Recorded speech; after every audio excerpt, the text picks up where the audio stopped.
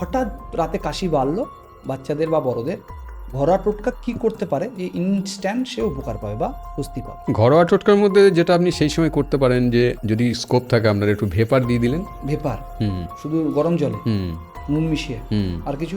নুন না দিলে হবে, জাস্ট ওই ভেপারটা নিলেন, ওকে, যাতে প্যাসেজটাতে ব্লকেজটা ক্লিয়ার করে। ব্লকেজটা গরম গেলে ওটা একটু ওপেন হয়ে যাবে। সেকেন্ড হচ্ছে যে আপনি যেটা করতে পারেন সেটা লবঙ্গ বা আদা চিবাতে শুরু করলে কিন্তু ম্যাক্সিমাম কাশিতে দেখা গেছে রিলিফ দেওয়া শুরু করে দেয়।